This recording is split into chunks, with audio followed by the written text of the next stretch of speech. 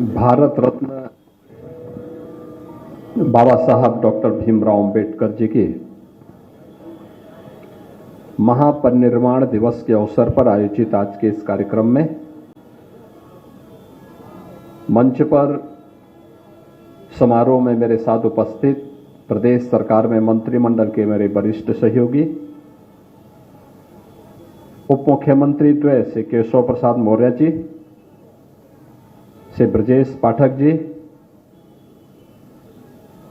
प्रदेश सरकार के जल शक्ति मंत्री श्री स्वतंत्र देव सिंह जी, समाज कल्याण विभाग के मंत्री श्री असीम अरुण जी, लखनऊ की महापौर श्रीमती सुषमा खड़गवाल जी, इस संपूर्ण कार्यक्रम के संयोजक विधान परिषद सदस्य डॉक्टर लालजी प्रसाद निर्मल जी, प्रदेश अध्यक्ष अंबेडकर महासभा श्री प्रमोद कुमार जी, महामंत्री अमरनाथ प्रजापति जी,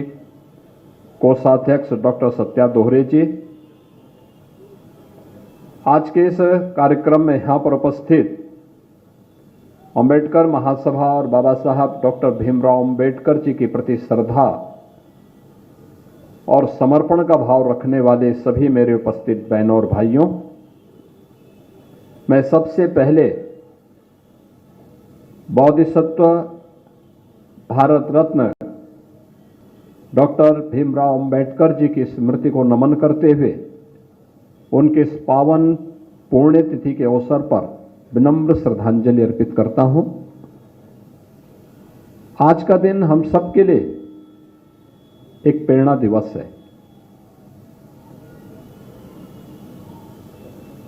क्योंकि बाबा साहब भीमराव अंबेडकर जी ने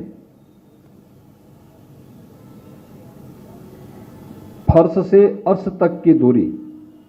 यानी जमीन से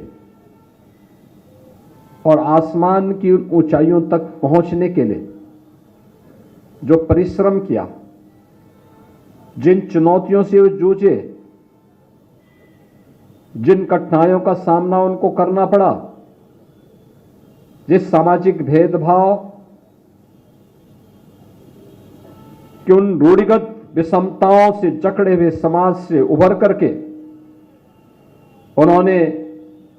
कोटि कोटि वंचितों, दलितों और अति पिछड़ों को सम्मानजनक जीवन देने के लिए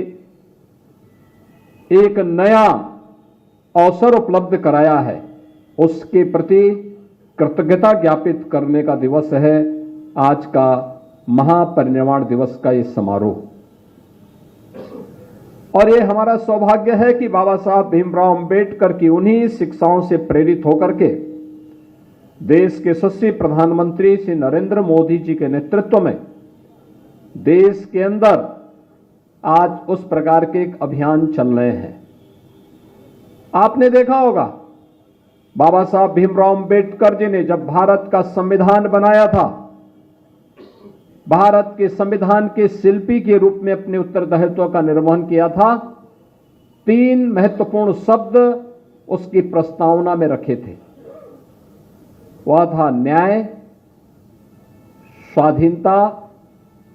यानी समता और बंधुता। न्याय, समता और बंधुता, ये 3 शब्द अगर आप देखेंगे मोदी जी ने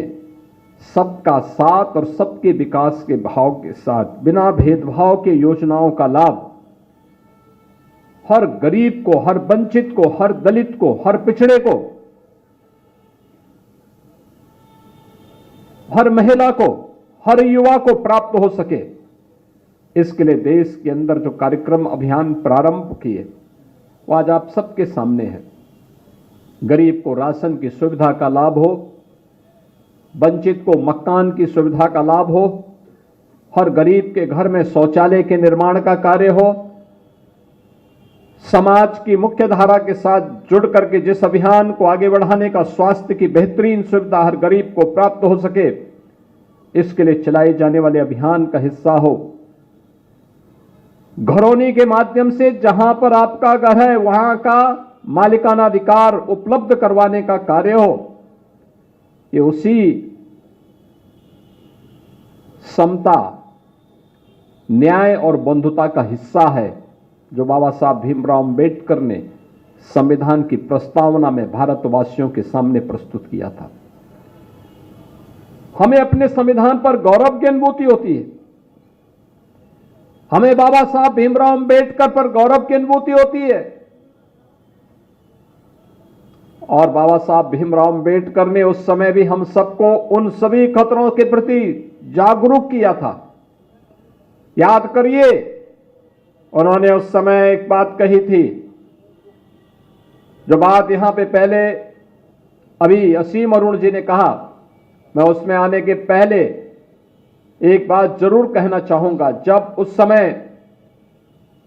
कांग्रेस के एक बड़े नेता ने, जिन्होंने 1923 में वंदे मातरम गाने से इनकार कर दिया था, कांग्रेस के अध्यक्ष के रूप में रहते हुए, और जब वह अंतिम समय उनका आया तो उन्होंने इच्छा व्यक्त की थी कि मेरी इच्छा है कि मैं यरूशलेम में मरूं। बाबा साहब ने तब एक टिप्पणी की थी कि जो व्यक्ति भारत की धरती पर पैदा होकर के भारत की सुविधा का उपभोग करके भारत की धरती को पवित्र न मानता हो, उस व्यक्ति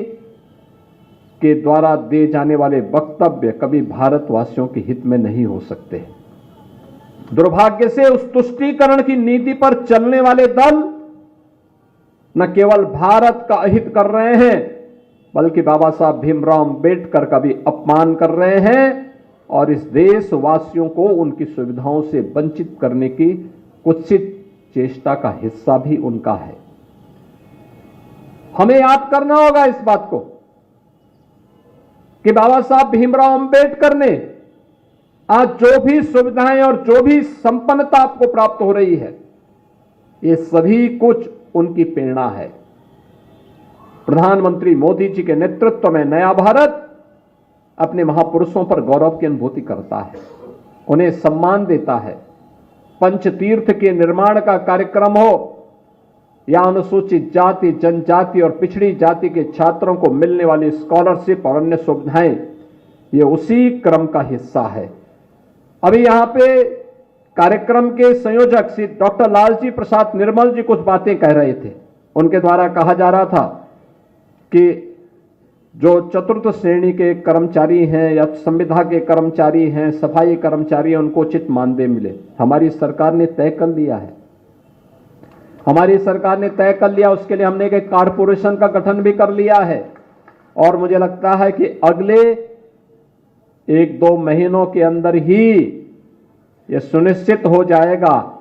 कि हर चतुर्थ श्रेणी के कर्मचारी को, हर सफाई कर्मचारी को, हर संविदा के कर्मचारी को न्यूनतम मानदेय देने की गारंटी सरकार उसको उपलब्ध करवा देगी।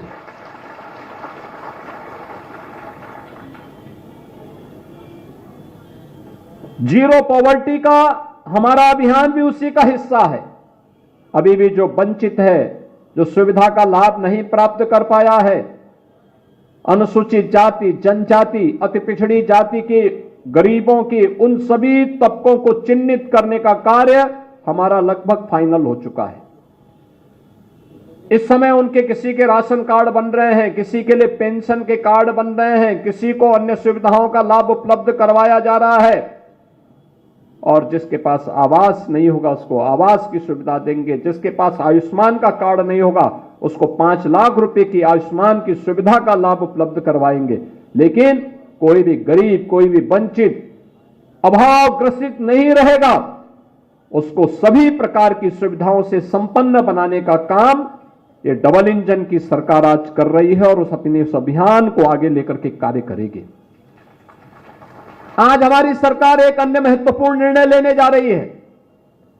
और वह निर्णय है कि उत्तर प्रदेश के अंदर जहां जहां भी बाबा साहब भीमराव अम्बेडकर की मूर्तियां लगी हैं, उन मूर्तियों में अक्सर होता है कुछ शरारती तत्व आकर के मूर्तियों के साथ छेड़छाड़ करते हैं, क्षतिग्रस्त करने का कुत्सित प्रयास करते हैं। अब हमारी सरकार एक व्यवस्था बनाएगी, उन मूर्तियों की एक बाउंड्री वाल बना करके उनकी सुरक्षा की व्यवस्था करेगी मूर्ति को जहां पर ऊपर से छत नहीं है तो उसके ऊपर एक छत्र लगाने का काम करेगी, जिससे सुरक्षित और सम्मानजनक ढंग से बाबा साहब भीमराव अंबेडकर की मूर्ति की सुरक्षा सुनिश्चित होगी। हर मलिन बस्ती को, हर दलित बस्ती को, अनुसूचित जाति बस्ती को, जनजातीय बस्तियों को हम कनेक्टिविटी के साथ जोड़ने के कार्यक्रम को, जो अगर बच गया है, यद्यपि ग्राम्य विकास विभाग ने, नगर विकास विभाग ने इन कार्यक्रमों को पूरा करने का काम किया, लेकिन फिर भी अगर कोई बचा होगा उसको हम पूरी तरह कनेक्टिविटी के साथ जोड़ने का कार्य करेंगे। इस विश्वास के साथ मैं आज एक बार फिर से बाबा साहब भीमराव अंबेडकर की इस महापरिनिर्वाण दिवस के अवसर पर उनकी स्मृति को नमन करता हूं। प्रदेश सरकार और प्रदेश के 25 करोड़ जनता जनार्दन की ओर से उन्हें विनम्र श्रद्धांजलि अर्पित करता हूं और आप सभी अंबेडकर महासभा और प्रदेश के हर उस गरीब, दलित, वंचित नागरिक से इस बारे में मैं अपील और उनसे इस बारे में उन्हें आश्वस्त करता हूं कि बाबा साहब भीमराव अंबेडकर का यह जीवन दर्शन